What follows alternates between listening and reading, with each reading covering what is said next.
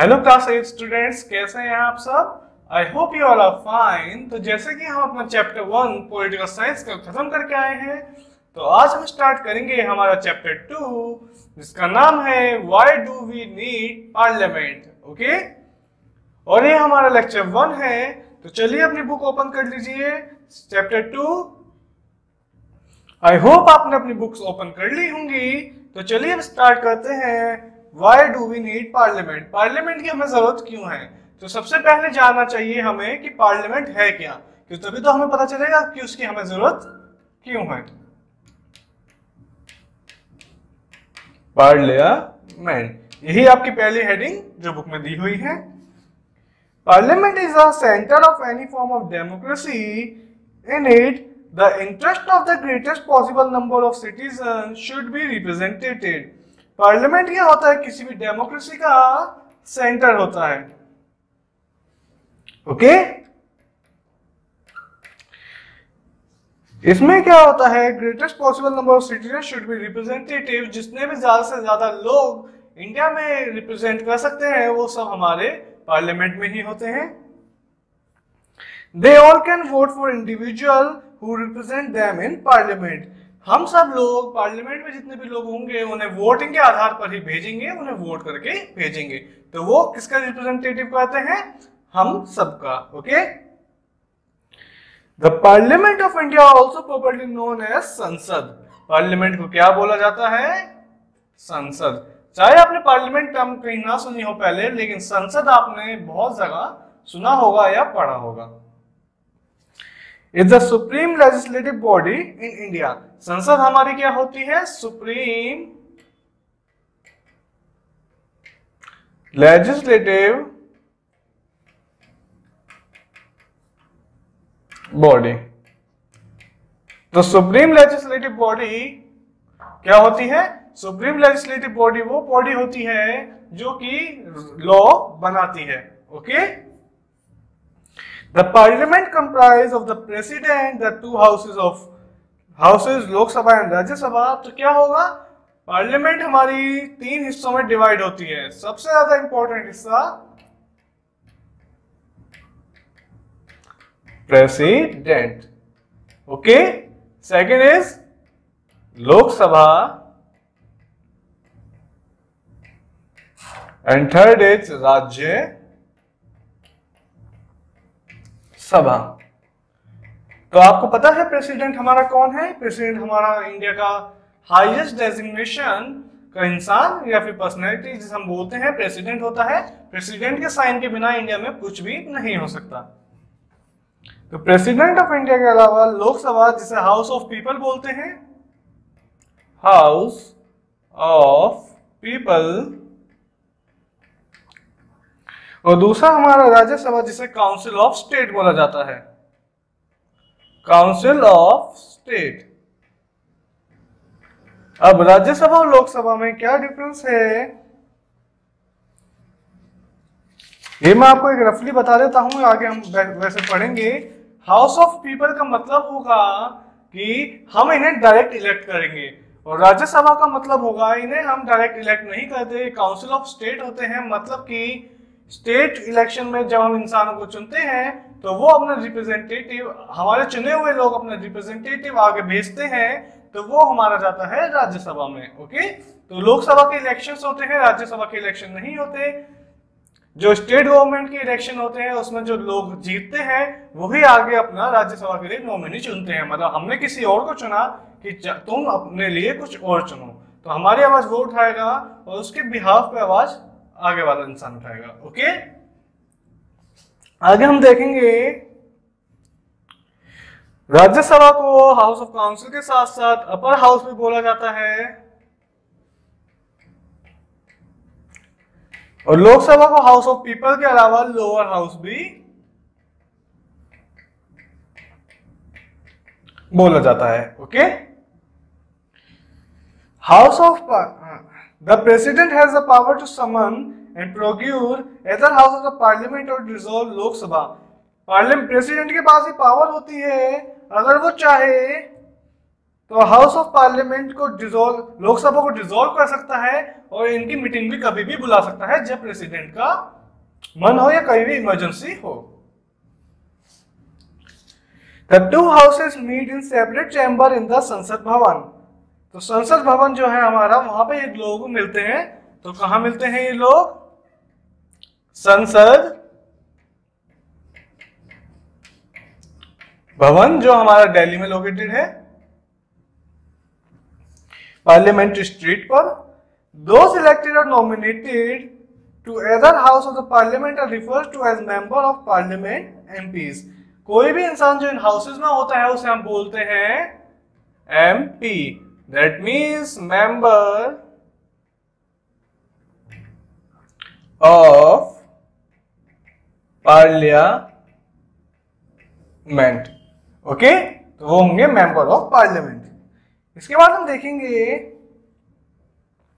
The MPs of Lok Sabha directly elected by the Indian people. जैसे मैंने बताया इनके इलेक्शन होते हैं।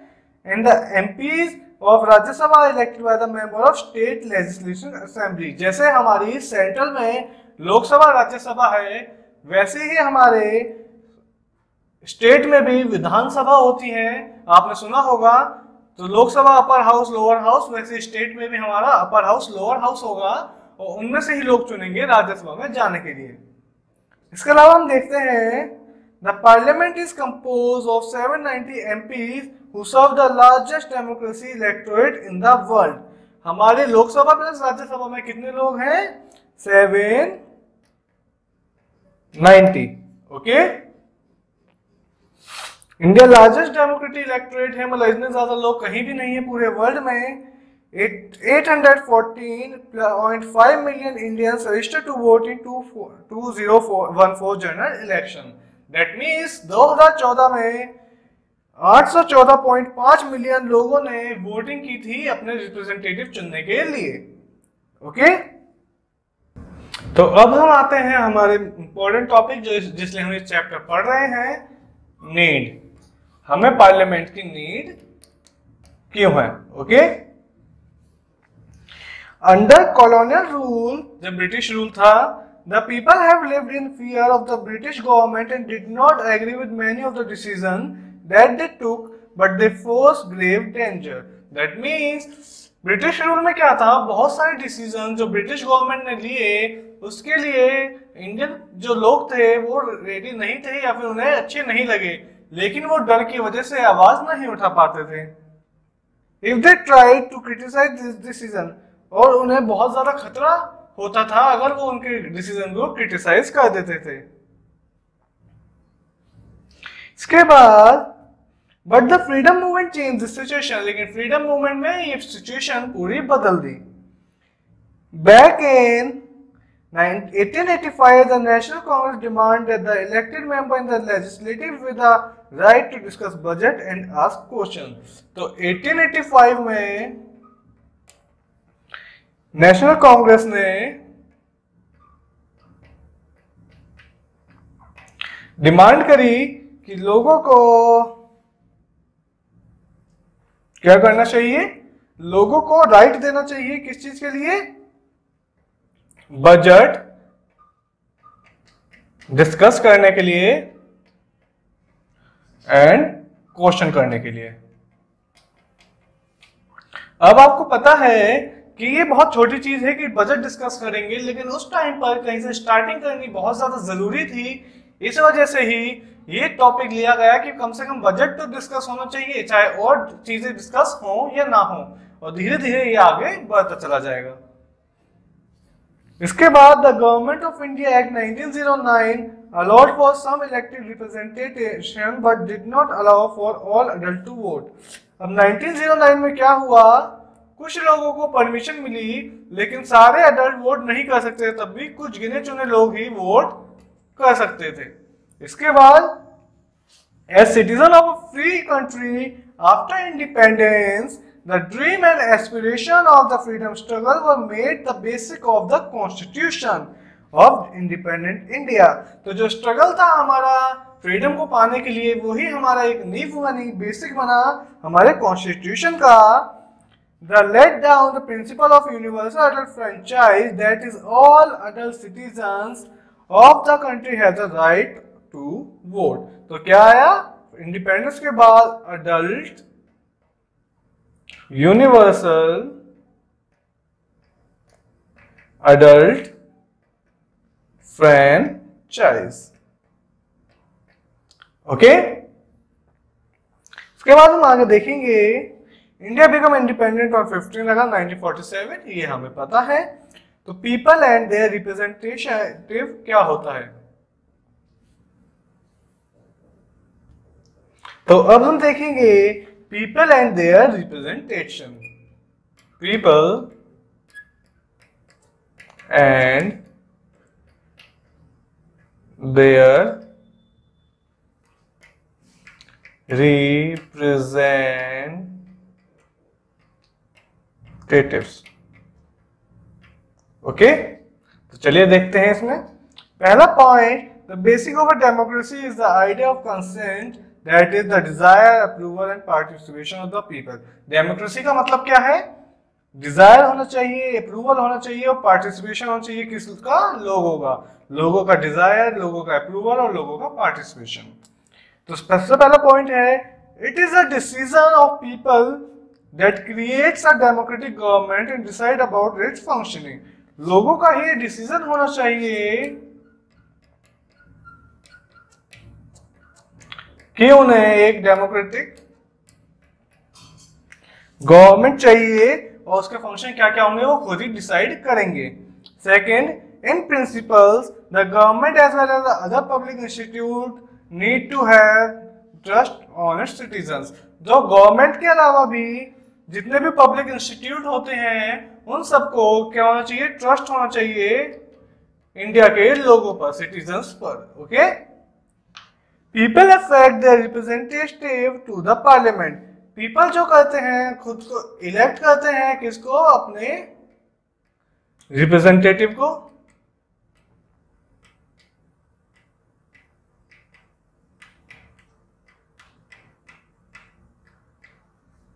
Okay, next is one group from among these elected representative forms a government।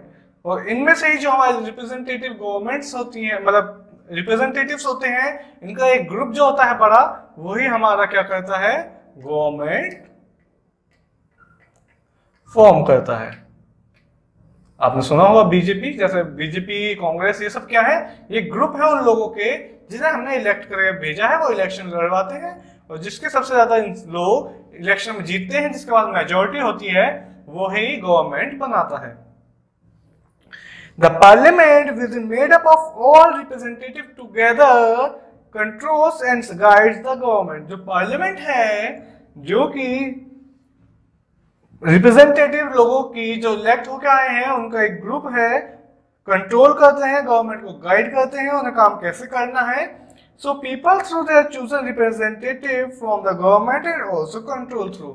अगर आप किसी को चूज कर रहे हैं अपने रिप्रेजेंटेटिव बना के और वो कुछ कंट्रोल कर रहा है, तो इसका मतलब वो आप भी कंट्रोल कर रहे हैं। Okay, next is the role of parliament. Parliament का रोल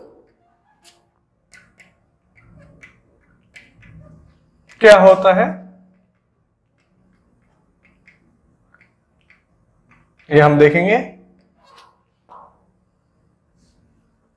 पार्लियामेंट का रोल हम देखेंगे। पहला पॉइंट, पार्लियामेंट हमारा कब बना था?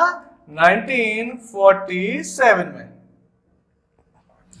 Indian parliament is an expression of the faith that people of India have in principles of democracy. हमारा पार्लियामेंट वो फेथ है लोगों का कि हमने जो प्रिंसिपल्स हैं डेमोक्रेसी के वो बिल्कुल सही हैं, क्योंकि पार्लियामेंट में जो लोग जाएंगे उन्हें हम इलेक्ट करके भेजेंगे, वो हमारे रिप्रेजेंटेटिव होंगे। इस वजह से लोगों का फेथ पार्लियामेंट में है। The principle of democracy are participation by people in the decision making process and government by consent.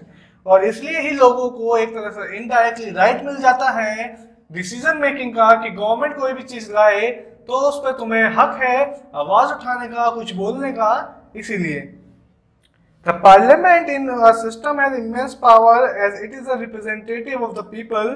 Parliament के पास बहुत ज्यादा पावर्स होती हैं क्योंकि वो रिप्रेजेंटेटिव ऑफ पीपल होता है। तो Lok Sabha is usually elected once every 5 year.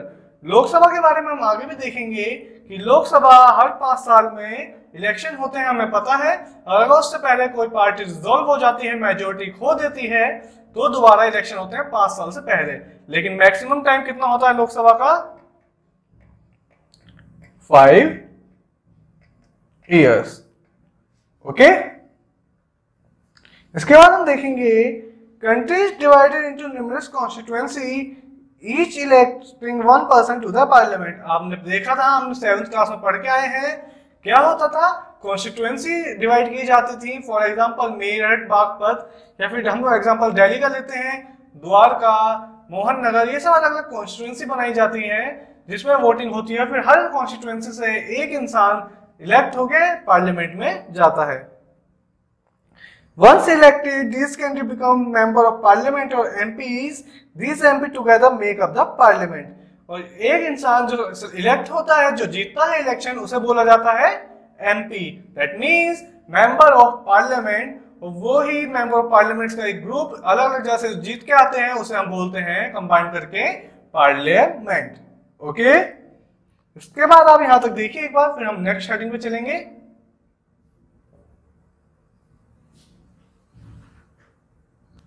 तो अब हमारी जो नेक्स्ट हेडिंग है वो है फंक्शन ऑफ पार्लियामेंट। पार्लियामेंट के फंक्शंस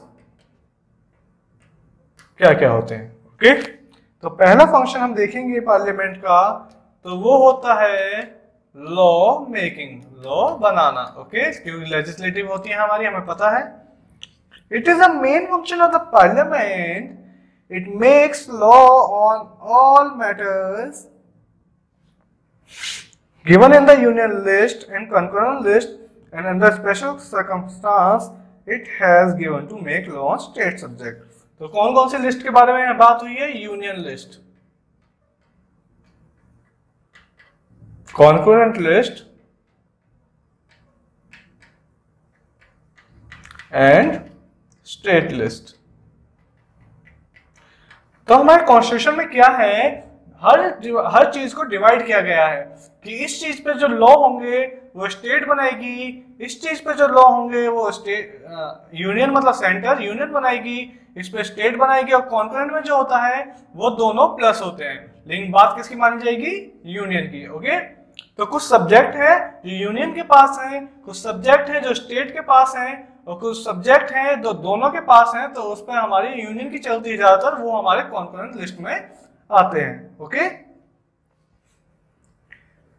तो हमारी जो पार्लियामेंट होगी वो किस चीज पर काम करेगी? पार्लियामेंट सेंट्रल में होती है, तो यूनियन लिस्ट और कॉन्करेंट लिस्ट पर, और स्टेट लिस्ट में भी कोई कोई टॉपिक ऐसे हैं जो हमारी पार्लियामेंट डिसाइड करती है। ओके, इसके बाद देखेंगे हम the proposal of law is called a bill. जब कोई भी लॉ को हम करते हैं, प्रपोज करते हैं कि मतलब ये लॉ होना चाहिए, तो उस लॉ को बोला जाता है बिल। सबसे पहले हम बिल डालते हैं लोकसभा या राज्यसभा में।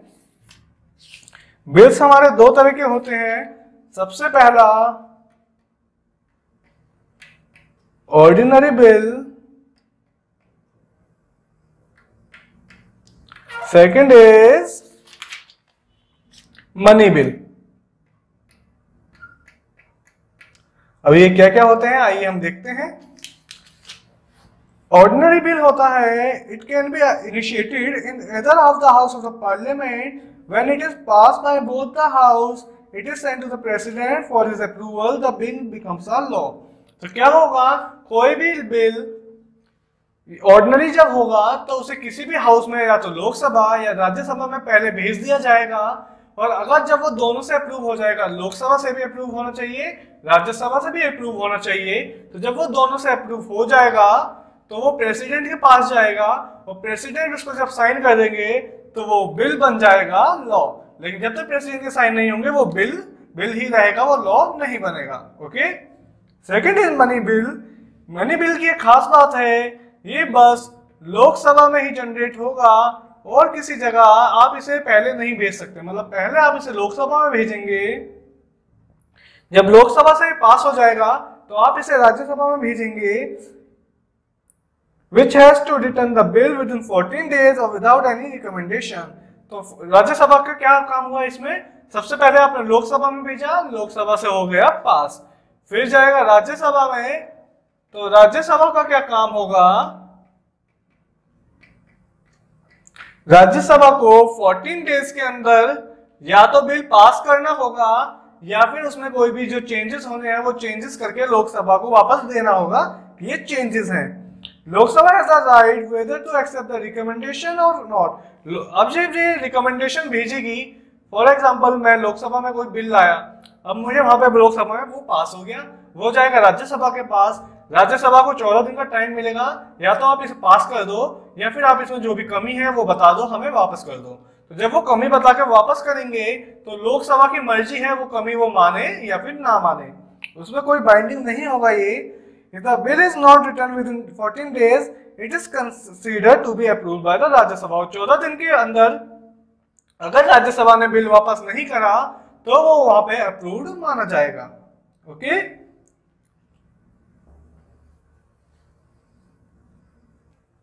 तो ये हमने पहला फंक्शन देखा था पार्लियामेंट का। आगे के फंक्शन हम अपने नेक्स्ट लेक्चर में देखेंगे। तब तक आप इसे रिवाइज कीजिए, रीड करिए। Bye bye, take care.